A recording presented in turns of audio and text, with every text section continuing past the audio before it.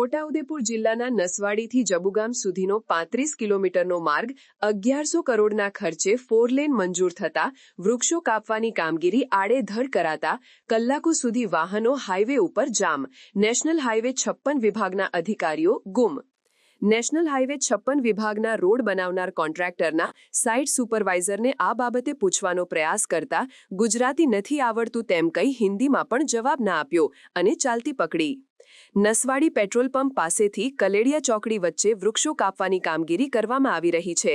તેમાં મોટા વૃક્ષો કાપવાની કામગીરીમાં અધિકારીઓ કાળજી લેતા નથી અને વૃક્ષો રોડની સાઈડમાં પાડવાની જગ્યાએ મેઇન રોડ ઉપર પાડવામાં આવતા કલાકો સુધી વાહનોની કતારો લાગતા ટ્રાફિક જામ થયો હતો.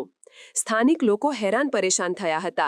2 કિલોમીટર વાહનોની લાઈનો લાગી હતી. જ્યારે અધિકારીઓની ગેરહાજરીમાં વૃક્ષો કાપવાની કામગીરીથી લોકોને મુશ્કેલી પડે ત્યારે કોને રજૂઆત કરવી?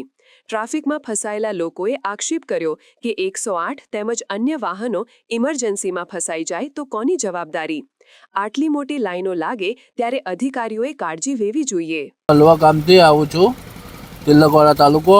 હું બોડેલી જોઉં છું. આ વૃક્ષ રોડ ઉપર પડવાથી ઘણો બધો ટાઈમ લેટ થાય છે. 108ને દુઃખ પડે છે, પબ્લિકને અવર જવરની તકલીફ પડે છે.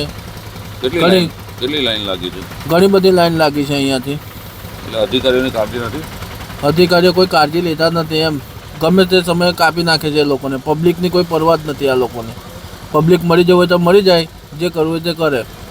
સમાચારની અવનવી અપડેટ જોતા રહો નિખરતા ગુજરાત ન્યૂઝ સાથે. નિખરતા ગુજરાત ન્યૂઝને લાઇક, શેર, સબસ્ક્રાઇબ કરો અને બેલ આઇકન દબાવીને સમાચારની ઝડપી માહિતી મેળવો.